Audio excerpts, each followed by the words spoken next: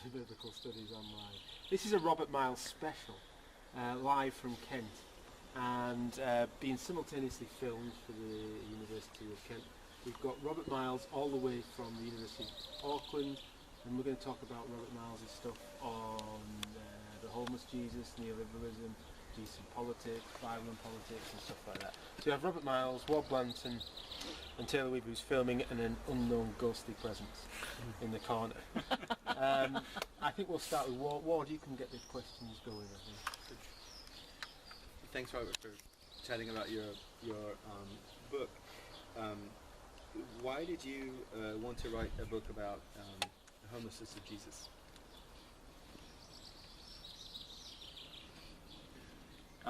It seemed to me just to be something that had not been explored in scholarship up until that point. So a number of scholars, particularly it seemed to be something that became quite pronounced in the latter half of the 20th century, were looking more at the ways in which Jesus was embedded in this social, economic, cultural context of first century Palestine. And you start getting a lot of people talking about I guess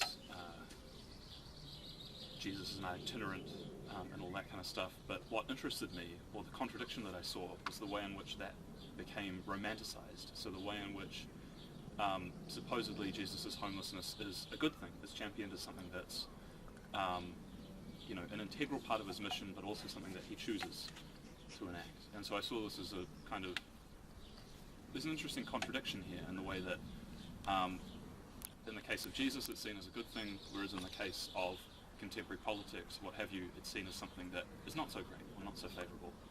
And so that was my sort of point of investigation.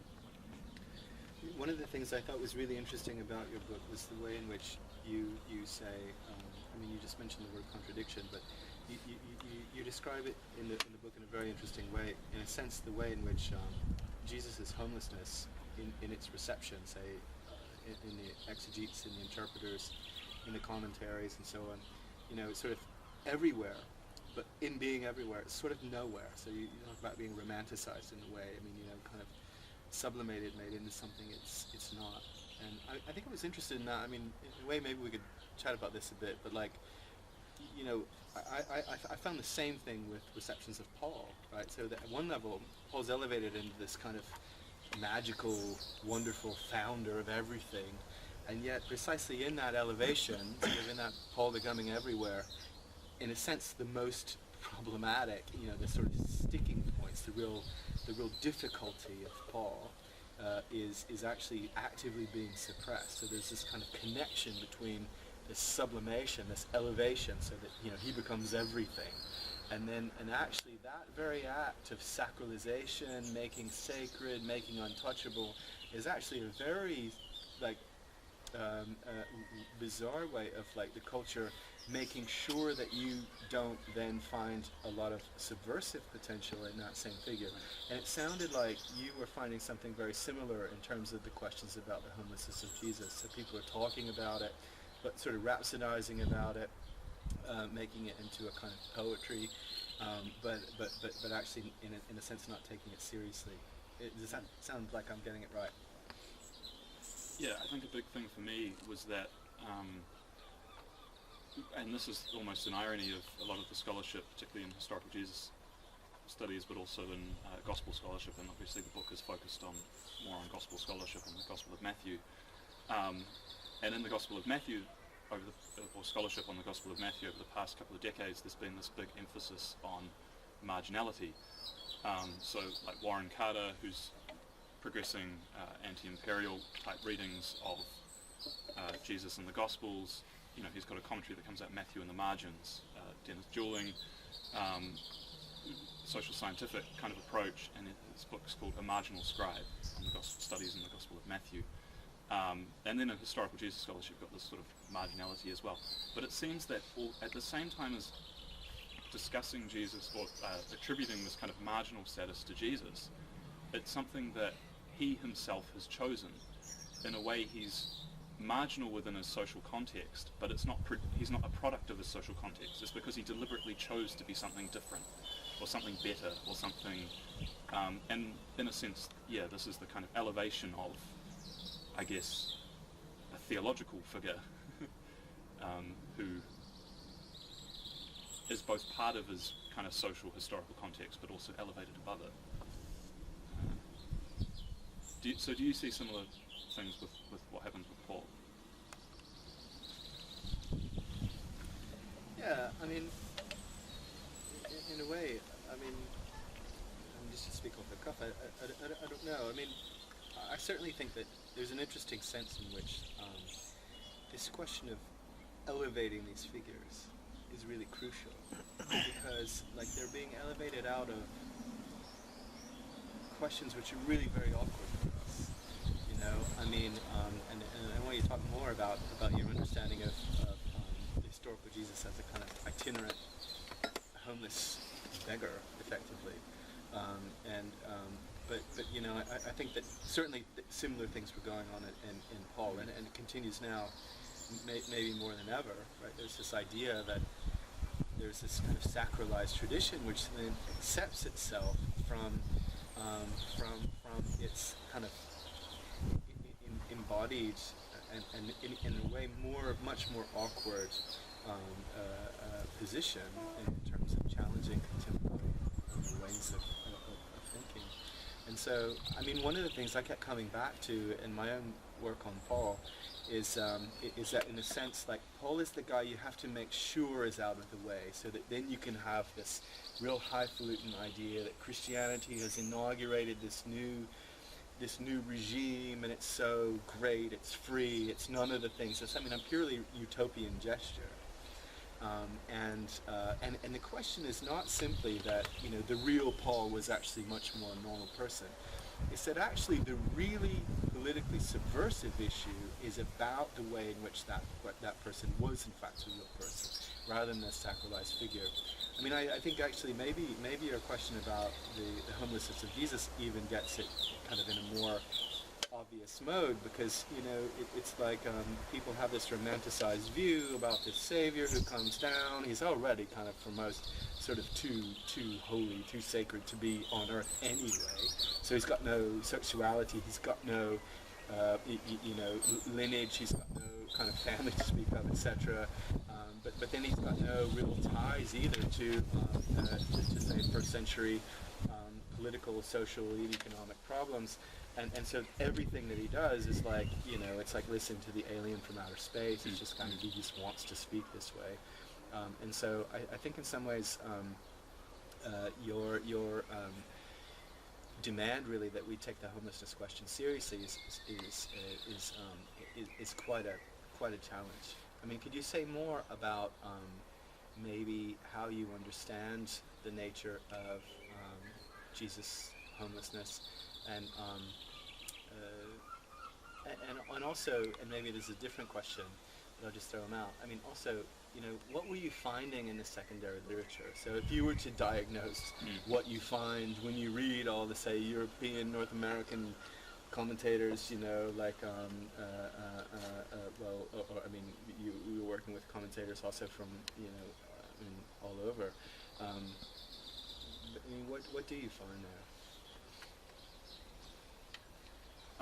So to answer the first question, for me, I mean, it's quite a simple approach. It was simply Jesus' homelessness needs to be understood as a product, or whatever we mean by homelessness. I mean, people use that word. We could be talking about his itinerancy, his movements from place to place, his poverty, whatever. Any of those kind of dimensions need to be understood in terms of broader socio-economic and political forces, which are already there within the text. They're already discussed within scholarship, but Jesus is continuously and repeatedly sort of placed above it. And I can give a couple of good examples to answer the second question. So in terms of in the secondary literature, the ways in which Jesus' poverty, itinerancy, or whatever is discussed are ways that heighten his agency over a situation, are ways that kind of elevate him or romanticize it in a way. So a quote that I use from the first couple of pages of John Dominic Crossley's book on the historical Jesus, he says, you know, Jesus is like a beggar. Be like a beggar, but do not beg. like a beggar. To me, that's really interesting. It's this idea of his Jesus is kind of, as I've written about it, almost co-opting aspects of poverty culture in order to identify with the poor. But he's not poor himself. His mission is about kind of going and helping the poor and all that in a way that corresponds quite neatly to middle-class liberal Christians today, thinking that helping the poor is a good thing, or kind of charity culture is a good thing. And not to say that it's not.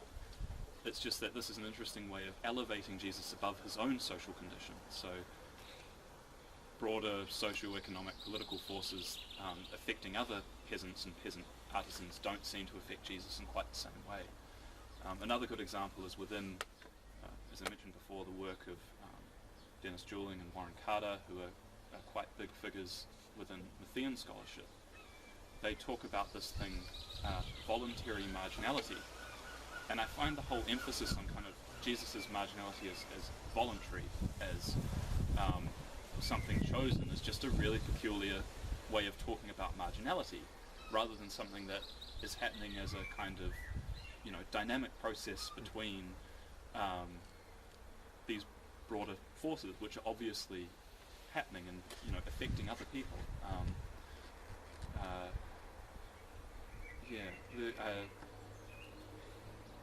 Sorry. James. Okay. The marginality thing is an interesting one for many reasons. You've done it with homelessness, by implication, I guess, class and things. But one of the biggest books in historical Jesus studies in the past 25 years has been John Myers' series, A Marginal Jew. Yeah. However many, about 5-6 volumes, whatever it is now. And the assumption begins out as something that's meant to drill down and find out the real Jesus already is a marginal to something assumed to be Jewish already. And almost the most hilarious thing about the very first book, in the first couple of pages, where he's talking about marginality and kind of explaining why he uses that title, he says, for whatever reason, Jesus became marginal. So rather than exploring it, he says, we're just going to take it as for granted that Jesus is marginal, and then kind of explore everything else, rather than thinking about, well, why is Jesus marginal in the first place? Like, what kind of precipitated that in terms of these, the broader circumstances, the broader social, political, and economic forces within which he was embedded. And just to throw one thing in before we go back to James, but it's very interesting. Just as a kind of maybe methodological question. In the sense that your suggestion seems to be that there's a real desubstantializing of the question of Jesus' marginality, right? So actually it's becoming quite trendy, he's marginal, oh wow, he really doesn't fit. You can see how actually this really is kind of proceeding like directly in line with a particular kind of theological agenda too, which wants to think of him as not really worldly. But then at another level as well, your suggestion is that actually, if we switch gears here and we start thinking about this as a kind of like, nice kind of, self-selecting marginality, like, oh, I'm a little different, like my clothes aren't quite like, everybody else is wearing the same thing. And we start thinking of Jesus' marginality in an economic sense as a function of the system. Actually, we're producing poor people, right? It's not a mystery. Right. People aren't doing it because they're too hip to shop at Tesco, right? It's produced. It's a necessary sacrifice of the system. It has to have people in this position in some sense, and in a way, you're just saying to this tradition, which actually is obsessed with this character, obsessed with some of these aspects of this character, but in some ways is completely suppressing the real challenge of this character.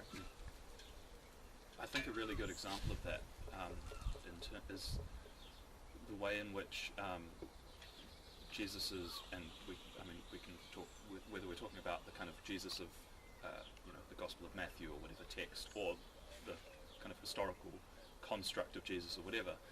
When people discuss his job or his occupation or whatever, he's a carpenter or tecton or whatever, and they cite the verse in Mark, and then they cite, whatever. the weird thing about that is that in all of our sources, Jesus is actually never working, right? So like, and it's not sort of explained to us why he's not working, or you might get the answer, oh, he's working for the kingdom, or he's working for God, or something like that. But he's not engaging in a kind of, his daily occupation with which he's identified, which to me suggests something very interesting. Like, of course, again, it's kind of suggested that he's chosen to abandon work. And yet, some of the things we know about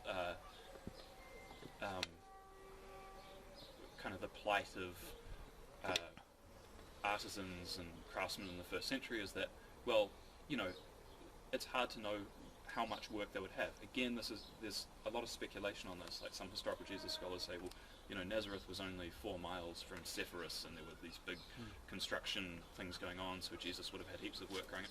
There's absolutely no evidence for this. It's like complete speculation in an attempt to suggest that there would have been an abundance of work. But we kind of know from our own reality that that's not always the case. It might be a projection of, the elite, that there's heaps of work available or something like that. And so it seems to me, if we're going to explain, well, why does Jesus end up unemployed, or why does Jesus eventually end up on a cross, or why does Jesus end up as an itinerant, we need to explain it in ways that make sense, and the fact that he wasn't working, probably due to these broader economic, political, social reasons. Do you have something to add to that, James? No, not really. First of all, work can mean a number of things. If you've got a load of work to do, it doesn't have to necessarily be, oh great, I've got employment, this is a kind of Thatcherism kind of thing, suddenly I found work. Doing extra work can be a bad thing in a certain context. But certainly in an ancient agrarian one, extra work does not necessarily mean extra income or whatever, I don't know. The whole thing about, we're dealing with a series of constructs, I think, that are a symptom, a product, or byproduct or something of the economics of the past 40 years, I think, in many ways. So, whereas I would say something that the construct of Jewishness to make someone marginal to that works with an assumption that Jewishness must be X, Y, and Z. No matter how many times you say there's Judaisms and things like this, there has to be something for you to be marginal to. Instead of saying, does Jesus construct himself as marginal to Judaism, which should be the question, I think, if you want Jesus as a marginal Jew, does Jesus say this? That's the only way you can do it, or with the perceptions of him. Well, that's how you do only marginality. It's the same with homelessness. So you've kind of, I think these both sound like really kind of nice middle class constructions of, oh, I like Jews, I like going to my Passover meal, but then I go over and behave like, no, so it's Jewish but not that Jewish, but homeless but not that homeless. I can identify with the homeless kind of people. Oh, they're lovely, and I'll choose to behave like them before I go be off. Like a beggar, but do not beg. Yeah, but then go off and do my normal thing and stuff like that. These are kind of quite modern middle class constructions of being nice to about ethnicity of the present. So a big aspect of my book is to bring in this, and drawing on your work a bit, James, is bringing in this contemporary context of neoliberalism, in the way within sort of neoliberal rhetoric, certain concepts get emphasized or heightened, and they're capitalist concepts to do with entrepreneurial conduct. So this idea that Jesus could have been an entrepreneur, going to Sepphoris to find work. Didn't you say something about went on business trips? Or there was a quote from a book. Yeah, so this is interesting. I've just been reading Bart Ehrman's recent book on memory in Jesus, and found a couple of interesting quotes in there where he sort of hypothesizes about the spread of early Christianity, the tradition, and he's kind of debunking the whole eyewitness testimony aspect. And he's saying, people would have shared stories of Jesus even if they weren't eyewitnesses to Jesus. That was just something that they would do. But yeah, the way in which it's imagined as this kind of middle-class, universal, entrepreneurial subject who goes away on business trips, maybe stays in the Hilton or something, and like spreads the gospel to his business associate. It's this kind of just this default assumption that people are functioning as individuals and in a kind of capital enhancing way in their own person. So, and Jesus would have been like this as well. So Jesus was going around like bringing people to his cause, choosing to be homeless and kind of, and this was his way of like amassing some kind of movement of, in a way that doesn't kind of make sense, I think, in that first century agrarian economic system, or even today, because obviously today that whole idea of entrepreneurialism is a projection of certain capitalist myths that doesn't correspond to the reality, but equally it doesn't correspond to the first century where most people are living on a kind of subsistence wage, if that. You have 10 to 15% of the population who are basically expendable, surplus to the demands of the elite-dominated economic system, or needs for food or whatever, and so just sort of fall away. It just doesn't correlate to that. Yeah. It's really interesting. I mean, maybe can I try out this formulation on everybody, see what you reckon? I mean, the question of Jesus' homelessness is, in a comparative sense, or as a legacy, it's not just a challenge to the contemporary moment, because it really brings up the question of homelessness, right? Not just as this kind of nice romantic thing, time when I was out with my sleeping bag and whatever, or even better, challenging like capitalism. The time when I wasn't home for a month because I was off, giving lectures and living at the Hilton. Boxes have their holes, and all I've got is What Blanton doesn't know where to lay his head. But like, so there's that question, which is important, in terms of an intervention in your work. So the question is not to romanticize that, but to think of it as a structural production. It's an effect of a structure, then as now. Secondly, one we haven't talked about is it seems that comparatively, there is a kind of challenge also in the invitation not to work, right? So you talked about this assumption of this entrepreneurial subject looking for work everywhere, always trying to maximize the income, and then also Jesus is an interesting example of a kind of embrace of non-work, and even a lack of productivity. Consider the birds and how they don't work, or consider the flowers and they don't do anything either, and yet they're fine. And so, do you find that in your critique of the contemporary culture, really? Not just that it doesn't deal with questions of structurally produced poverty, but also that it never questions the idea that we're all just supposed to be like working harder and harder and doing more and more, right? I mean, because in some ways, like a lot of the questions that governs, it seems to me, contemporary readings of the New Testament are oriented around a kind of charity. Oh, we should do this, and of course, like, oh, I feel I've got a good job, so like therefore I should be helping other people, or I don't have a good job, so I'm going to keep looking for that good job, right? But I'm going to keep trying to do anything, and it seems that this kind of weird figure of Jesus in terms of this archive, this cultural stream, is somebody who comes to us like not only as one unknown, as Schweitzer says, but also now as homeless, but also as somebody who says, what in the hell are you doing waking up early in order to get ready to go to work? Yes and no. I have quite a qualified answer, I think on the one hand, if you're thinking about Jesus and work and that whole tradition, it's mediated through the kind of immense influence of Weber's Protestant work ethic understanding.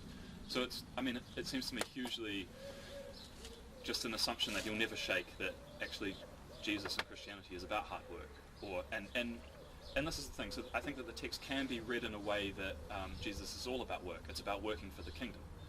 It's about the early disciples leaving behind their fishing nets and coming and fishing for men or whatever.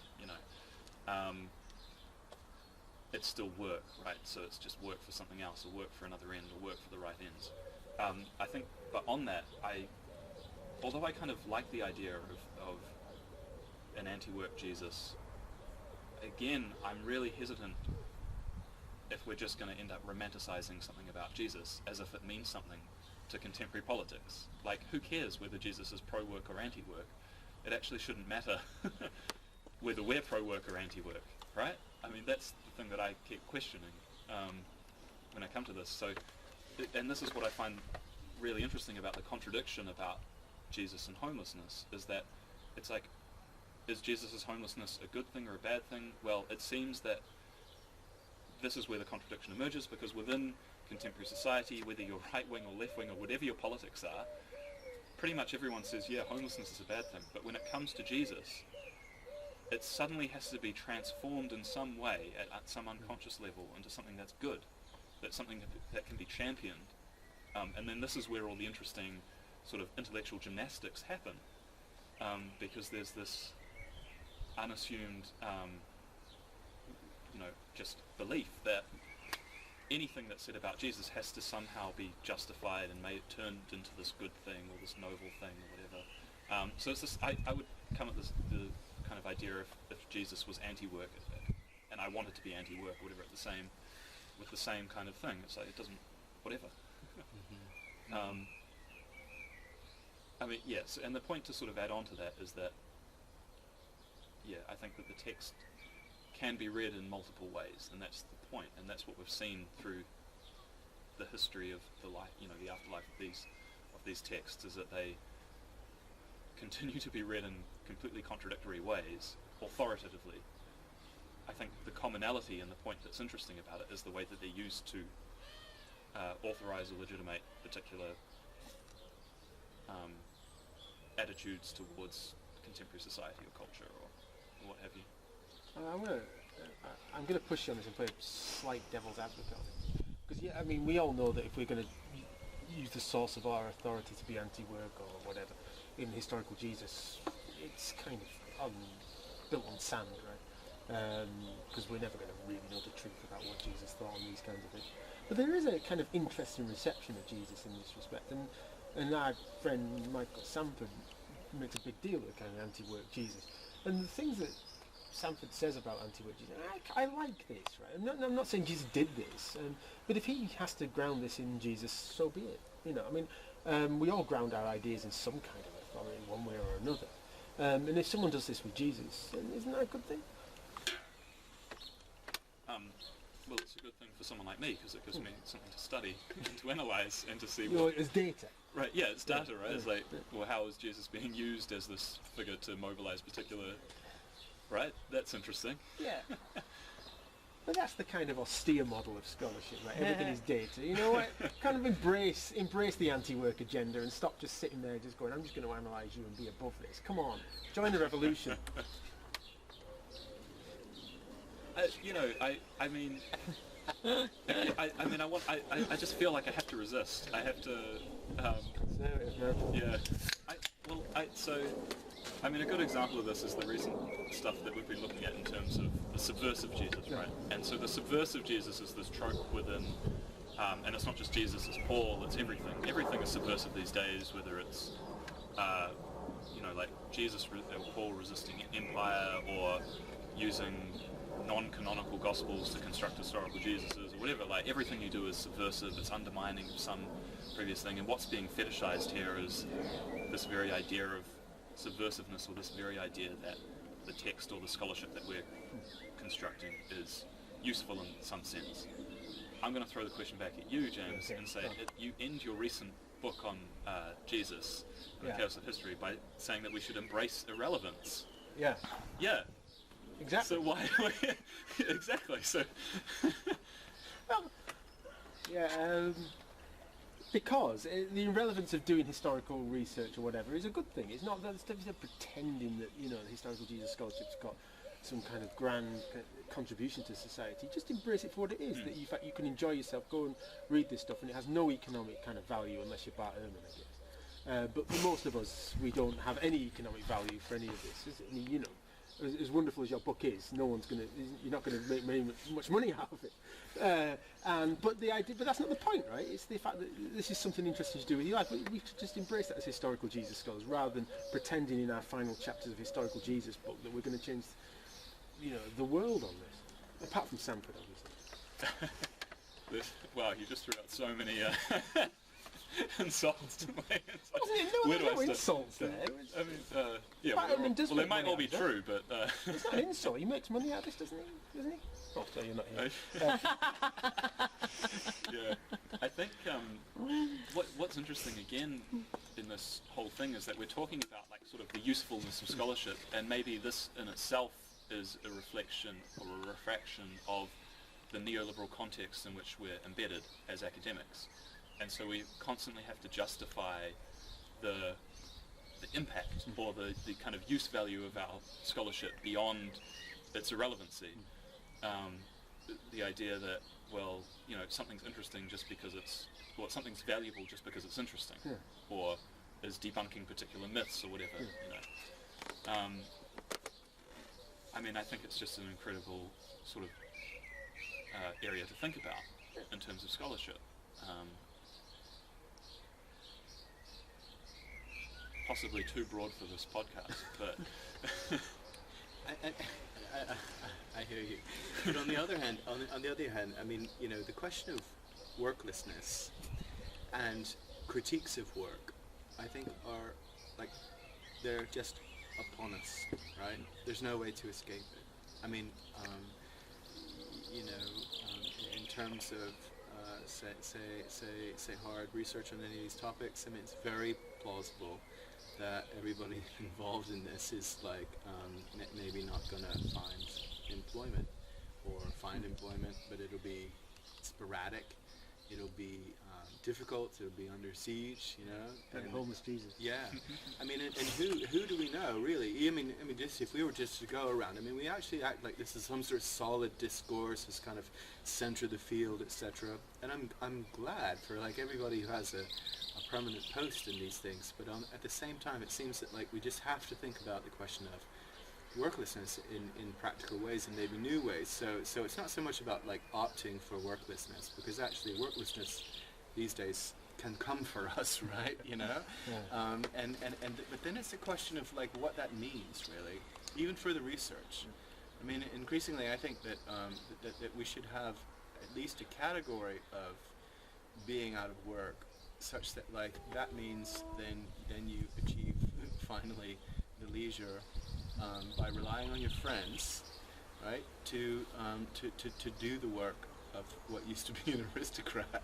And I think in a way that's an interesting way to take that legacy, a kind of active embrace of worklessness, such that we can then produce stuff that we care about, but which doesn't fit into a market agenda. Yeah, I think this is important, right? Because historically, this is an aristocrat's game, in many ways. But the whole point is to make sure. This is why I see a relevancy: is to make sure as many people as possible have access to doing the aristocrat's game. Anyone can have access to doing the historical Jesus thing as a kind of interesting thing of just out of interest's sake. That you can do this without having to go and work in a shitty shipyard or a coal mine or something like this. I know it's going to offend even more, but shit. And so on. But I mean, it's the whole idea of taking the aristocrat's leisure and giving it to other people. It's kind of intellectual Robin Hood. So I guess this is if I am to think in these terms of how is the book useful in some way, and it's the way, I guess what I'm interested in is kind of deconstructing or taking apart the way in which an authoritative text and like Jesus or a gospel or whatever, and then the scholarship and the reception of that text, so even within kind of academic circles, which of course have a particular prestige to their work and authority that's given to their work, the way in which that then authorizes particular ways in which we look at the world. So the way in which scholarship itself is reinforcing in subtle ways neoliberal ideology. And even when it's especially effective, and this is where kind of Slavoj Žižek comes in, it's especially effective when it's saying that it's Jesus that it's upholding is subversive. So it's saying, at the same time as saying, well, you know, Jesus is subversive, Jesus is choosing to be homeless, and he's going against Rome and all this other stuff. And at the same time, though, he's upholding or sort of authorizing in these implicit ways these kind of foundational aspects of neoliberal discourse and rationality, about entrepreneurialism, about choosing poverty and all this kind of stuff. And these texts matter in kind of our construction of social reality ourselves, the way in which we view the world and mediate it. How is that for a connection of... That's good. Yeah, I mean, I want to ask three sort of clunky questions, and maybe just to start, like, so if we were to think about first century homelessness in Galilee as a kind of structured effect, you know, an effect of a structure, what should we say? I mean, so you get people who say, look, you know, we should take very seriously these parables, which are all about the distant landowner who sort of shows up once in a blue moon. It's like, you know, what have you done for me lately? I mean, what's your sense of those historical, archaeological readings of Galilee in the first century? I mean, is there something specific to say about the difficulty of having permanency, place, income, and so on in first century context? And this is the kind of brilliant thing, is that a lot of this work has already been done, but often, I mean, I think fundamentally we need to be understanding it in terms of the social structure of the ancient world and kind of the class structure, right? And by class, or class conflict, and by that I don't mean, you know, projecting back a kind of clash of the bourgeoisie versus the proletariat, or some kind of modern capitalist class struggle. I mean understanding the ancient agrarian economic context in terms of its class stratification between like, you know, the elite landholders owning the means of production, which is land, or controlling the means of production, which is land, and the majority of the population who are working that, who, you know, are classed broadly as peasants. And so I go into this a bit in the book, but obviously, and I mean, this is the interesting thing, that this research has already been done. It's not particularly new, but it's something that often gets forgotten or sort of distorted. And one of the distortions that we find is the slippage with what we might call the expendable class. So the expendables are those who are surplus to the needs of productivity in the ancient world. So, and this is one of the fundamental differences between an agrarian economy and a capitalist economy, is that capitalism is about accumulating more capital, whereas agrarian economics is basically about just feeding everyone, producing a small surplus for the elite, but not about massively accumulating wealth, which means that quite a large percentage of the population, sometimes like 10 to 15%, just had absolutely no role in the economy. They were sort of structurally built in, structurally unemployed. And it's within this that I kind of situate Jesus. I say, well, production and consumption in that economic model. So I mean, that's where I'd begin. And it seems to me that, and this is where, I mean, coming back to the sort of points that I was making to start with, although a lot of this stuff is discussed, Jesus is always embedded within it in a way that he does something different, right? So it's like, well, this was the normal economic system, but Jesus said, actually, like, you know, give all the peasants equal payment, or something like that, you know, and so he was subverting the system, or he fed 5,000 people magically, which, you know, undermined Greco-Roman economics, or something like this. And it's not to say that that isn't true in some sense, but it's that the way in which people want to read Jesus within a socio-economic context is the ways in which he was different from it, which to me seems to be going about it the wrong way. But that difference, right, is similarity to a contemporary context. That bit that's different from the ancient. Yeah, right. Brings so it's making Jesus relevant. Yeah, to a kind of nice sort of liberal leftish kind of figure from ours, and just expecting that little bit of liberal leftishness to stick it in the ancient world to keep the idea that we've got otherness, but at the same time relevance or something like this. Well, Jesus becomes either. I mean, it depends on your kind of or the scholars or interpreters' contemporary political persuasions, but often it's, Jesus is a capitalist with a human face. He's which is this sort of romanticization or idealization of capitalism itself, that, if you just do it with these values of love and sharing and equality and all of that, then it's going to work perfectly, and that's what Jesus embodies. And he's, and the foil against which he's doing that is this agrarian economic situation, or first century Judaism, or some other kind of construct that works favorably as a foil against which contemporary interests can be solidified and authorized in the name of Jesus. I mean, it isn't a contemporary version of it. This idea that you lose your job, or it's been outsourced, or it becomes like completely horrendous,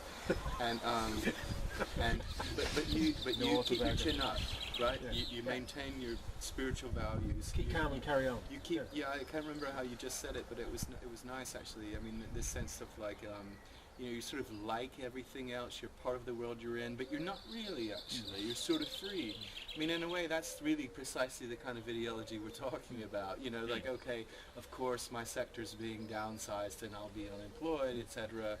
But like, which I say very seriously. I mean, everywhere I go, every conference everywhere I'm anywhere, there are like profound indications that like the whole economy of education is such that we are producing, we're demanding that there's this big investment in terms of commitment to research, but then on the other end, sometimes then suddenly everybody pulls the rug out, and there aren't posts, say. So I think these just are kind of stupidly normal everyday questions that we have to face, and rather than saying, oh yeah, okay, this is the stuff I can't explain. I mean, your way of putting it was very nice also, the sense of like, okay, there's all this other stuff going, but Jesus is really he has his eyes on the prize, he's okay,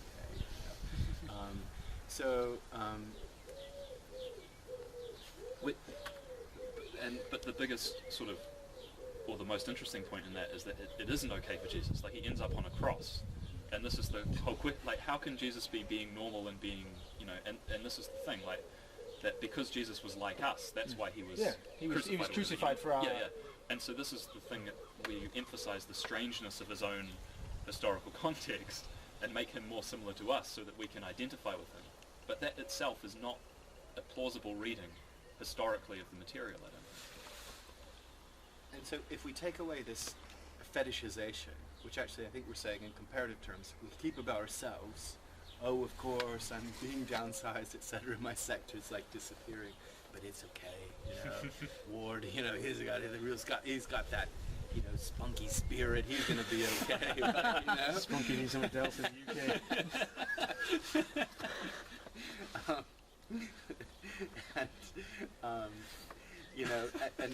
And so we're saying, no, we refuse these kinds of myths, right? Let the reader understand. We refuse these kinds of myths about ourselves. We refuse these kinds of myths about somebody in the first century. Then, so you say, okay, let's imagine Jesus is just like some guy who actually can't, create the world, ex nihilo, but he's stuck in the situation he's in. Does he do anything interesting? Like the historical Jesus, or say the gospel presentations, are there interesting ways of then dealing with this situation, or is it just that like there's a hand wringing of poor Jesus, he was poor, eventually he's crucified, or is there an interesting gesture, the same kind of gesture I think we'd have to come up with in terms of the question of unemployment now, right? So do we just take it, or does that very like trauma and produce a capacity to do something different? I mean, before I was saying, we share our resources and we just keep going. In terms, if this isn't to get rid of all the ideas about the first century being a kind of very difficult context, and on the contrary, in fact, that these were kind of some very difficult situations, and if you think of Galilee, time of Jesus. So we've got 2 building projects, very serious building projects, which change the economics and so on. These are serious questions for people. It doesn't make someone, a marginal Jew to be addressing them, or someone who's a bit different from his context.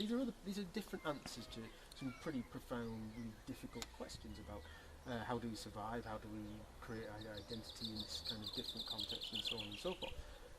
But these kind of questions are there about how do we survive, what does it mean to be, who's in charge, who's controlling the means of production, or whatever.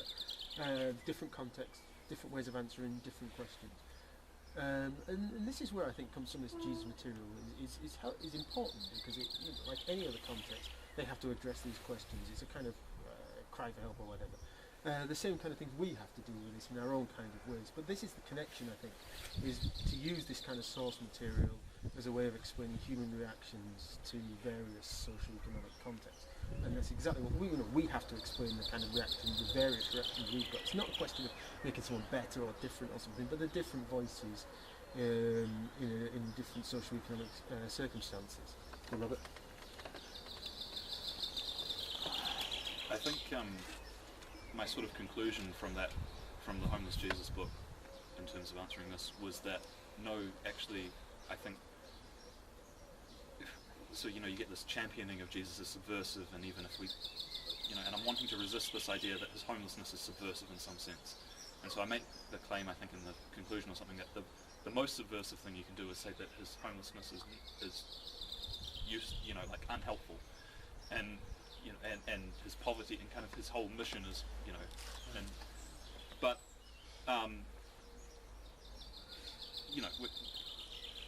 which leaves you in a bit of a conundrum. Like, what do you do with that? And so my next project, and what I'm trying to think about now, is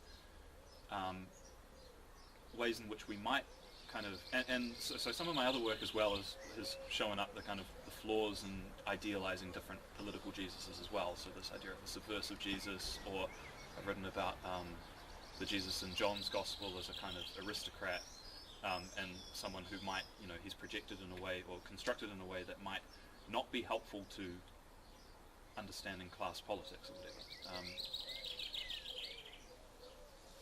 And so now I'm trying to explore this idea of kind of politicizing the crowds or groups of people, collective subjects within particularly the Gospels. And I'm thinking about in terms of, say, the Gospel of Matthew, where there's actually been a lot written on the crowds, but often it's often to see them as this sort of one-dimensional or sometimes two-dimensional character who's a foil to Jesus, who, Jesus is the main star of the narrative, and this is the way we read it. And I'm thinking about this in terms of, well, why do we read the Gospels in that way? Why do we assume that Jesus is the one driving narrative events? So the way I want to read the text, and I might be reading against the grain, I don't know, but to emphasize the role of collective groups like the crowds or what have you, how are they driving narrative events? And in fact, if you kind of look at the Gospels, they do drive narrative events. So when it comes to the crucifixion, the temple scenes, the Jerusalem narratives, they're the ones who are kind of causing disturbances, getting the elite to, ask them what they favour, and the problem for I guess Christian readers of the text is that the crowds eventually side against Jesus. And so, but in a way this is a problem, because it means that we, or contemporary readers, want to resist identifying with the crowds in some way. We have to distance ourselves from them. But what happens if we actually champion the crowds? And we said, no, they were the ones who were the true political agents driving the events that were happening at the time. And it's not as if this isn't already implicit in scholarship. Jesus would not have been killed historically if he didn't have some kind of following, or he didn't have a sort of amassment of people, and this is something that comes through quite strongly. And yeah, just a quick interjection. Are there good crowds and bad crowds? Well, this is the way that the Gospels construct them, yeah. But we don't have to side with what the Gospels say about the crowds, right? The Gospels themselves have a particular perspective on the crowds, but if we're going to do a political reading of the crowds and we want to sort of see them as, I don't know, just normative political agents who could go good or bad or whatever, Why not? You know, one of the things I don't forgive you two for is that you both always seem to think that I sound very retro when I talk about the cynics. I love talking about cynics. Come on. James, it's true. It's not true. And but I'm very intrigued with them. I mean, not to say that we have to have some sort of like organic notion of how Jesus and the cynics might have existed, you know, in terms of organic links or genealogical links. But actually, just as a comparative touchstone, I mean, the cynics, not just the cynics actually, but the cynics certainly were very interesting in terms of making a lot of problems and also dropping out of work into a kind of utopian situation. And so, in a sense, it was a global critique of contemporary culture, that you could summarize it in terms of work and wage. Yeah. So I see Paul as a useful touchstone here as well. And the idea is that, you know, is there something else? And it's not just them. I mean, it's not just the cynics. I mean, Seneca is doing similar kinds of things in his essay on mercy and so on. I mean, or you know, Gregory Dawes, if I remember his name correctly, in his book on ancient philosophical communisms.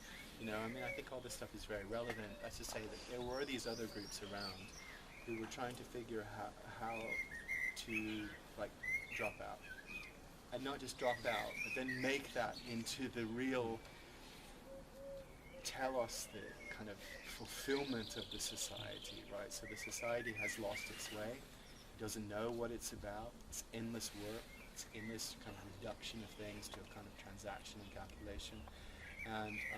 And so I find, at least I want to find, here I'll ask you two about it, great Jesus scholars, I want to find in some of these early figures kind of comparatively interesting negotiations of these sorts of questions, even if the question which is being negotiated is nothing more substantial than a kind of utopianism, right? You know, I mean, and in some sense, I think that I think that in biblical scholarship's fascination with apocalypticism, we've dropped out this kind of communistic, utopian, countercultural stuff which is going on, which was never a good agenda, right? So this is all right. I mean, it's not to say that they had some sort of grand plan. That wasn't it. I mean, you know, then and I think probably now, there is no grand plan. But the point is that it was an important expression of a desire, which couldn't really find. It sounds like too much. Couldn't find a home. In the culture as it was, and then they were trying to do things with it. So, I mean, my question, I guess, is what do you make of Jesus or Jesus communities or gospel traditions and so on in relationship to some of these other, I won't even say countercultural, because that suggests that they're actually doing something. Maybe they're not, maybe they're just dreaming, but these kind of utopian desires. The whole Jesus and the cynic thing, being brought up in the UK, there's this sort of inherent disdain, apart from Gerald Downing, but really, we were brought up, this was a bad thing, capital B, capital T, and I think I bought into that probably quite unintentionally at times. But now I'm kind of of the opinion that it's not necessarily that Jesus was a cynic or a Jew, as if these are kind of mutually exclusive categories as they really are presented in scholarship. You can't be one or the other, is a dominant view, which is clearly not the case. There are obvious overlaps between people who identify as cynics and the gospel tradition at times. Now, this isn't to say that Jesus was a cynic or something, but these are people addressing not dissimilar questions about empire and economics and so on and so forth at the time. So I'm kind of now of the opinion, and this is actually thanks to our old friend Michael Sanford, that I remember he gave a paper on different reactions to socioeconomic circumstances around the time. So bandits was one reaction, Jesus was another, the scenes on the scroll were another, and cynics was another. These are different ways of answering these kind of difficult questions at the time. And the reaction he got was Jesus was not a cynic and Jesus was not a bandit all the time. And all he said was, these are different reactions to different, which make you wonder what's at stake with a lot of this stuff. And I think I don't think it's right to be too polemical about the kind of whole cynic thing. And a lot of them said it was a cynic-like hypothesis, which I think is fine. but the one I kind of like is the bandit response, because I think there's some very, as with the cynic one, some very striking overlaps between issues of rich and poor. Of course, for Jesus, God was going to do all this stuff. It's not to Jesus, God was going to deal with the rich or whatever. But the bandits they were going to do it themselves. And I think this is, you didn't use the word impulse, but there was something you used about, there's something here worth rescuing perhaps. Not some of the bandits were just arseholes in many ways. They were just thieves, or they were set themselves as alternative kings. But cross-culturally, this kind of phenomenon of banditry, piracy, and all this kind of thing, there's been some kind of weird and wonderful kind of pirate democracies or something. I'm not saying these things are perfect or anything like this, but they can recognise this moment of kind of some sort of egalitarianism at some level. You even get this with Simon Baggior. It's hardly egalitarianism, but by first century standards, a guy with a kind of female following or something, it's an interesting moment at the very least. And I think you get this with some of these this cross-cultural phenomenon of piracy outside the kind of system, and the ways in which you're sort of forced to realise that there may be connections between human beings. And I think there's something worth rescuing there, I think. And I think the Jesus movement, however we conceive it, is something, it's not completely alien to the bandit phenomenon. Forget the questions of Elvira and Jesus or anything kind of like that. What I mean as in conceptualising how you react to this kind of thing. Yeah, I'm not too sure about that. But in terms of, I don't know enough about kind of first century piracy to. I wasn't thinking of first century. I think it's just brought the sort of 17th century or something like this. It's not perfect at all, but there's something there. I think in terms of the cynic, like Jesus or the cynic hypothesis or whatever, or that question, I find that I'm deeply skeptical of it because of the way in which it's utilised. So it seems to me that the cynic hypothesis was one that could be seized on by predominantly liberal scholars in a way to make Jesus useful. And again, it's this way of like idealizing. I mean, you said you were sort of reluctant to use that word countercultural, but that's precisely how it's been used in Jesus scholarship. It's that that Jesus and his early followers deliberately chose to live in this countercultural way.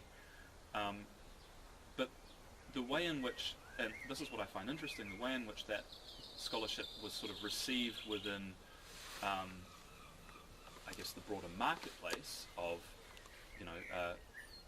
contemporary culture, so Christians reading books about the historical Jesus and things like that, the ones who went for the kind of cynic like Jesus, and I'm thinking again of John Dominic Crossley and so on,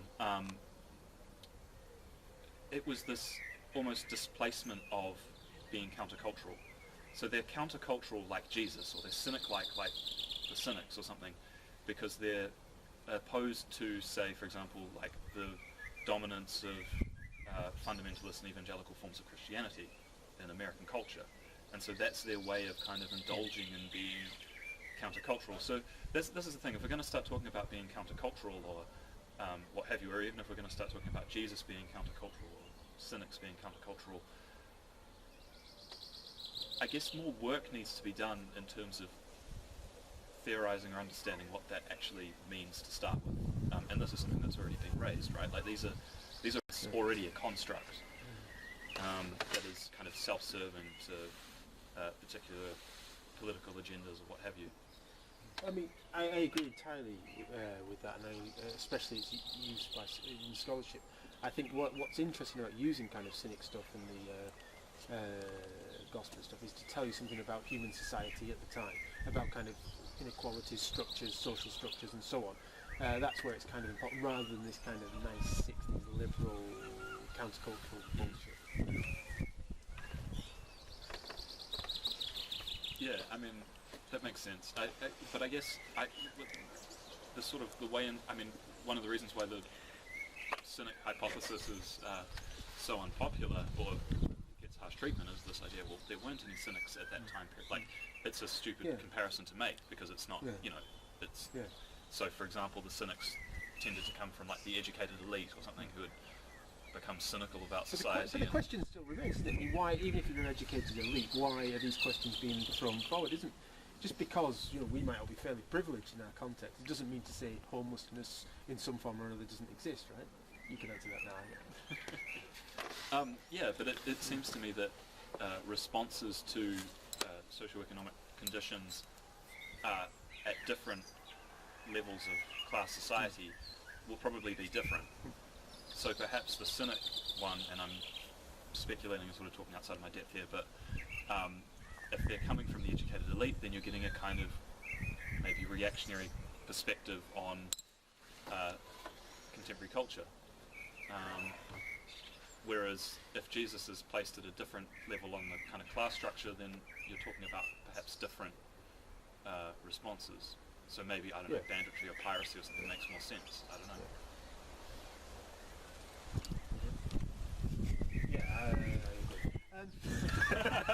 That takes us to an hour, and that's about right, okay? So, thank you, Robert. You've taken the kind of brunt of all this, so on and so forth. And the book is... Oh, the book is? The Homeless Jesus in the Gospel of Matthew. Published by? Sheffield Phoenix. Who is now? Very